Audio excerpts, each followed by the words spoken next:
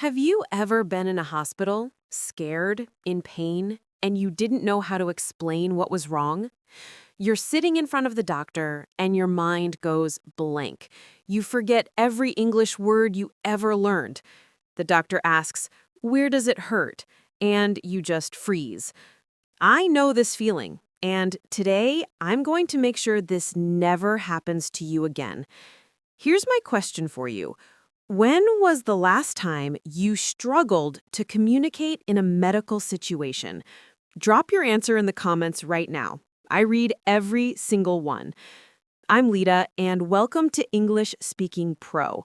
Today, we're learning hospital English for immigrants, the phrases that could literally save your life.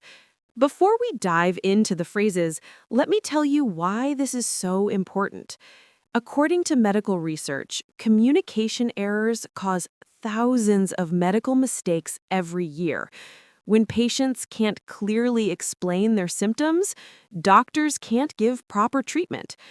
But here's the thing. You don't need perfect English.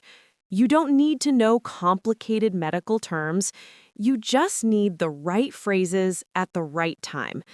In the next 15 minutes, you're going to learn how to schedule an appointment, how to check in at the hospital, how to describe your symptoms clearly, how to understand what the doctor is saying, how to ask the right questions, and emergency phrases that could save your life.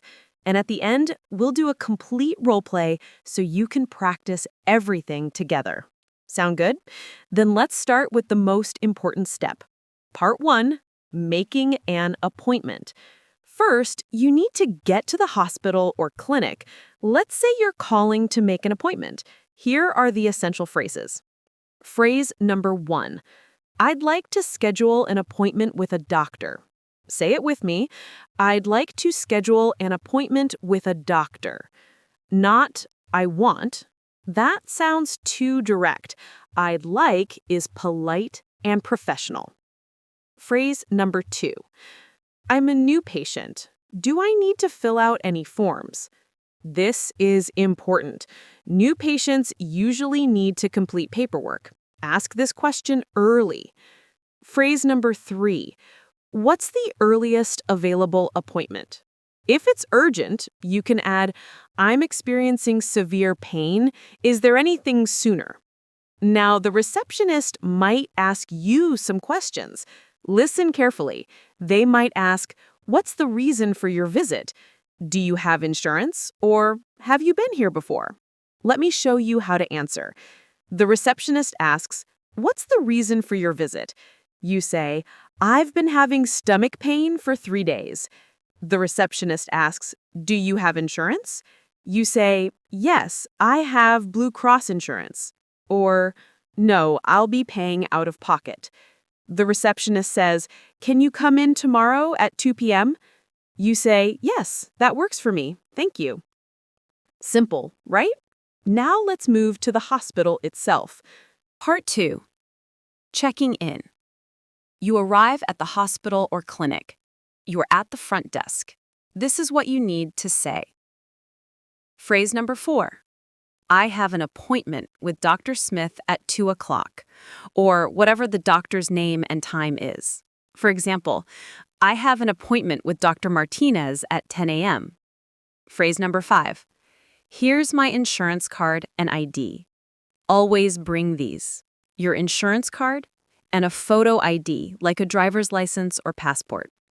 The receptionist will probably say, please take a seat. We'll call you when the doctor is ready. Or she might say, please fill out these forms and bring them back to me. If you're filling out forms and you don't understand something, don't just guess. This is medical information. It's important. Phrase number 6. Excuse me, I don't understand this question. Could you help me? Never feel embarrassed to ask. They help people every day. Let me give you 3 pro tips. Pro tip number 1. Arrive 15 minutes early. Medical offices always have paperwork. If you're late, they might cancel your appointment. Pro tip number 2. Bring a list of all your medications. Write down the names, dosages, and how often you take them. Doctors need this information.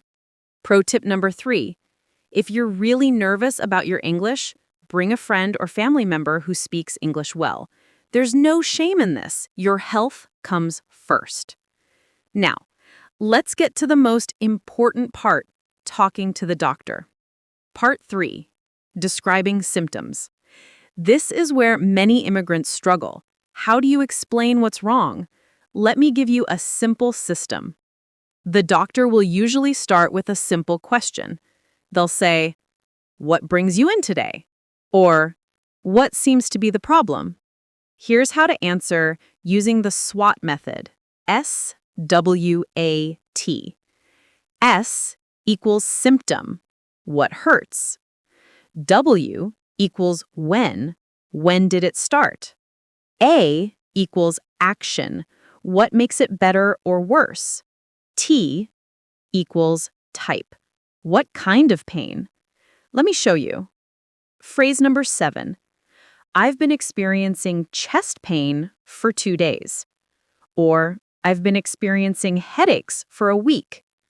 Or, I've been experiencing dizziness since yesterday. Phrase number 8.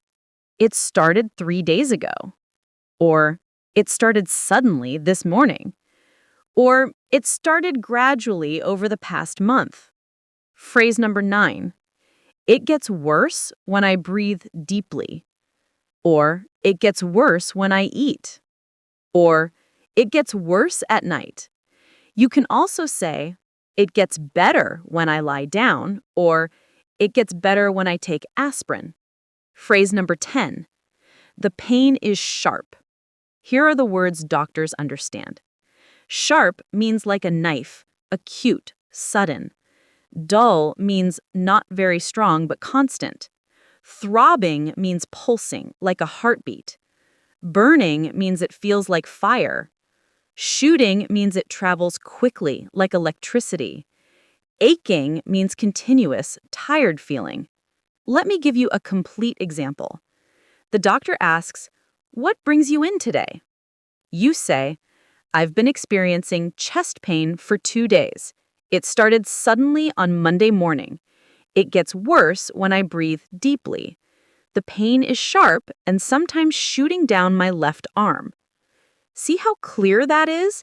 The doctor now has exactly the information they need. Now, the doctor might ask more questions. They might ask, on a scale of 1 to 10, how bad is the pain?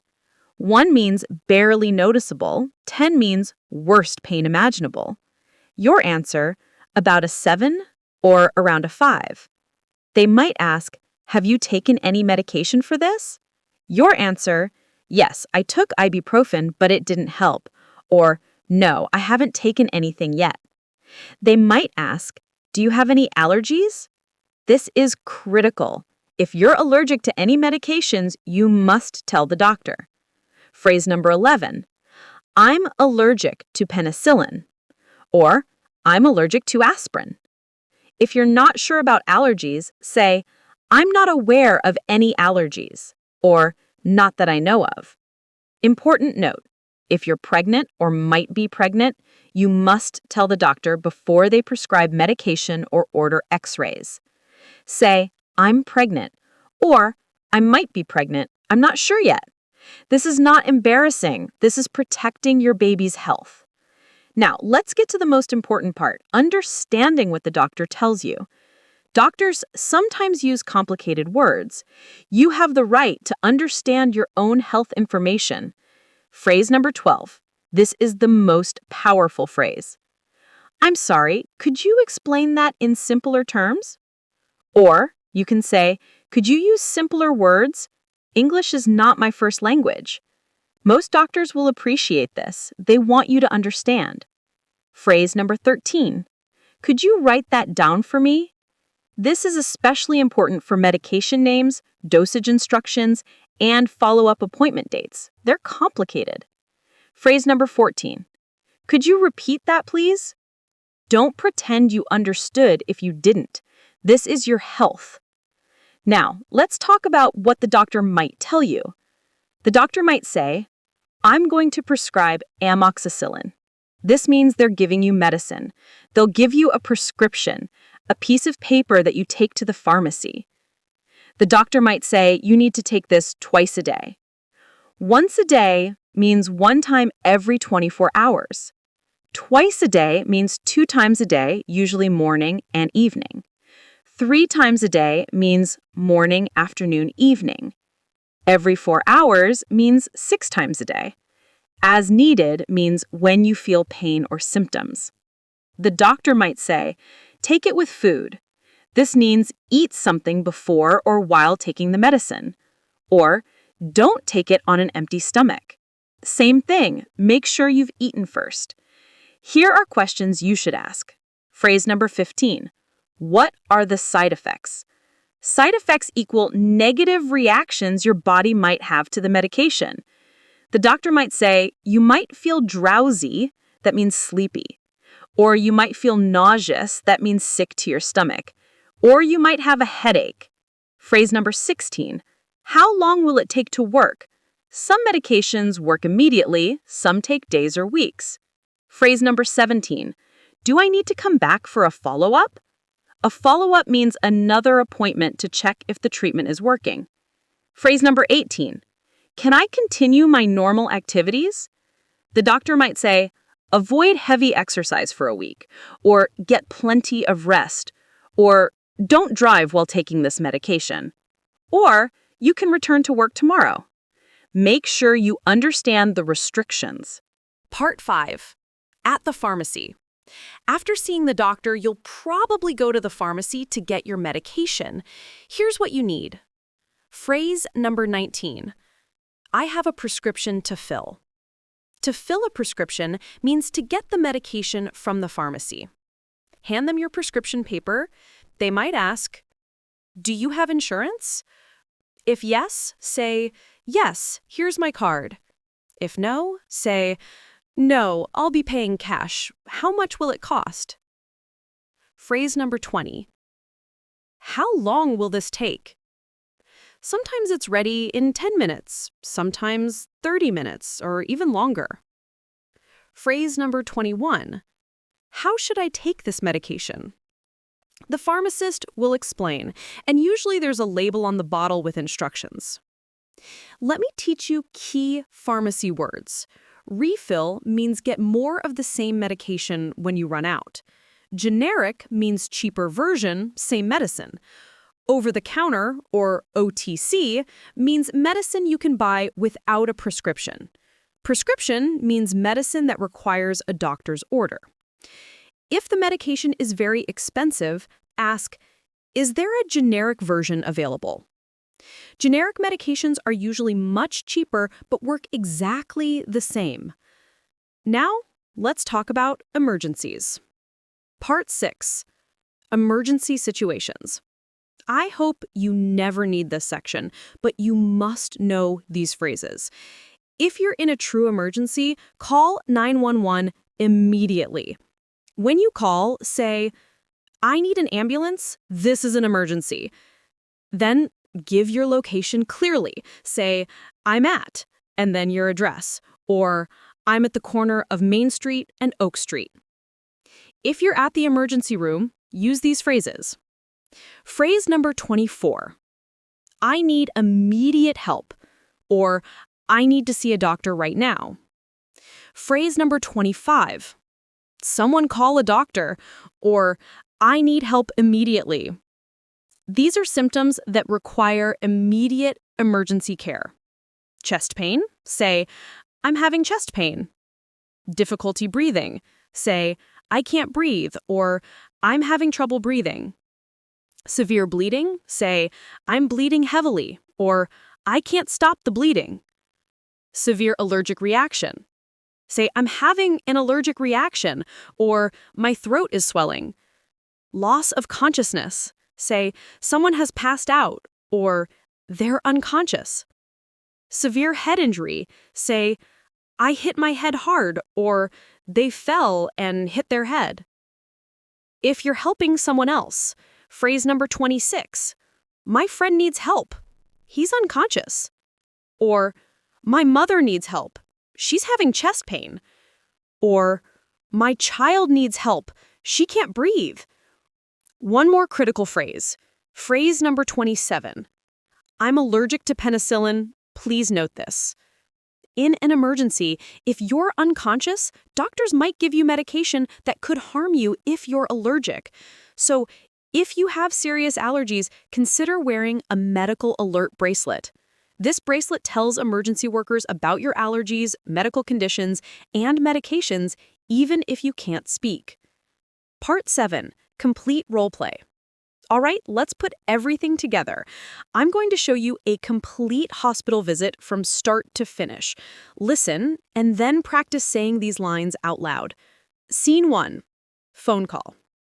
You say, "Hello, I'd like to schedule an appointment with a doctor." Receptionist says, "Certainly. What's the reason for your visit?" You say, "I've been having stomach pain for 3 days. It started suddenly on Monday evening. It gets worse when I eat. The pain is sharp and constant." Receptionist says, "Are you a current patient?" You say, "No, I'm a new patient." Receptionist says, "Okay, I have an opening tomorrow at 10 a.m. Does that work?" You say, "Yes, that works perfectly. Thank you." Scene 2. Check-in. You say, "Hi, I have an appointment with Dr. Chen at 10 a.m. Receptionist says, "Great. I'll need your insurance card and ID, please." You say, "Here they are." Receptionist says, "Perfect. Please fill out these forms and bring them back to me." After filling forms, you say, "Excuse me, I don't understand this question. Could you help me?" Receptionist says, "Of course. This is asking about your family medical history." Scene 3. With the doctor.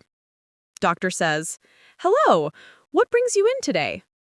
You say, "I've been experiencing stomach pain for 3 days. It started suddenly on Monday evening. It gets worse when I eat. The pain is sharp and constant." Doctor says, "On a scale of 1 to 10, how bad is the pain?" You say, "About a 7." Doctor says, "Do you have any allergies to medications?" You say, "Yes, I'm allergic to penicillin." Doctor says, "Okay, I'm going to prescribe an antacid. Take it twice a day with food." You say, "What are the side effects?" Doctor says, "You might feel a little drowsy, but that's normal." You say, "How long will it take to work?" Doctor says, "You should feel better within 2 to 3 days. If not, come back for a follow-up." You say, "Thank you, doctor." Scene 4. At the pharmacy. You say, "Hi, I have a prescription to fill." Pharmacist says, "Sure. Do you have insurance?" You say, "Yes, here's my card." Pharmacist says, "Great. This will be ready in about 15 minutes. 15 minutes later, pharmacist says, "Here's your medication. Take 1 tablet twice a day with food." You say, "Is there anything I should avoid while taking this?" Pharmacist says, "Don't drink alcohol while taking this medication." You say, "Understood. Thank you." Did you follow all of that? Practice this conversation out loud right now. Pause the video and practice. Seriously, do it. Your English doesn't have to be perfect. It just has to be clear. Bonus tips. Before we finish, let me give you some important cultural and practical tips about healthcare in English-speaking countries. Cultural tip number 1. In the US, UK, Canada, and Australia, direct eye contact with your doctor is considered respectful and normal.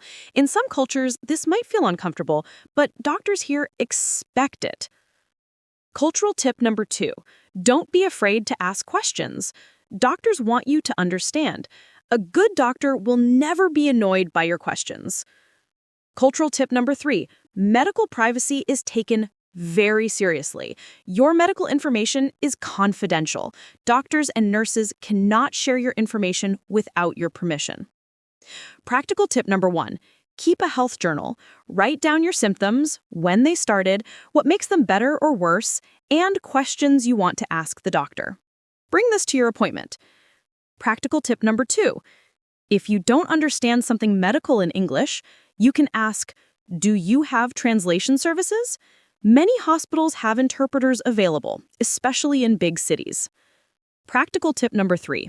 Save these important numbers in your phone. Emergency 911 in the US and Canada. Emergency 999 in the UK.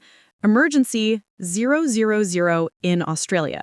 Also, save your doctor's office number and your pharmacy number. Practical tip number 4. Understand the difference between emergency room, urgent care, doctor's office, and walk-in clinic. Emergency room is for life-threatening situations. Urgent care is for serious but not life-threatening problems. Doctor's office is for regular checkups and minor issues. Going to the ER for a common cold wastes time and money. Going to a regular clinic for a heart attack could be deadly. Know the difference. Practical tip number 5. In many countries, you'll receive a bill after your doctor visit. This is normal. If you can't afford it, call the billing department and ask about payment plans, financial assistance, or charity care. Don't just ignore medical bills. They can affect your credit score. Conclusion. Wow, we covered so much today. Let's do a quick recap. We learned 27 essential phrases for scheduling appointments, checking in, describing symptoms, understanding your doctor, getting medication, and handling emergencies. But here's the truth. Watching this video isn't enough. You need to practice these phrases. So here's your homework. Yes, I'm giving you homework. Assignment number 1. Write down the 5 phrases you think you'll need most. Say them out loud 10 times each. Assignment number 2. Practice the complete role play with a friend or family member. Take turns being the patient and the doctor. Assignment number 3. Create your own medical information sheet with your allergies, your current medications, your medical history, and emergency contact information. Keep this in your wallet or purse. Now, I want to hear from you. Have you ever had a scary moment at the hospital because of a language barrier? Share your story in the comments. Your experience might help someone else feel less alone. And if this video helped you, here's how you can help me. 1. Give this video a thumbs up so more immigrants can find it. 2. Subscribe to English Speaking Pro and turn on that notification bell. I post practical English lessons like this every single week. 3. Share this video with one person who needs it. Maybe it's your parent, your friend, your coworker, someone you know is struggling with hospital English. Send them this video right now. Tomorrow, I'm posting about English at the bank, essential phases for banking and financial situations. You don't want to miss that one. But before you go, let me answer that opening question one more time.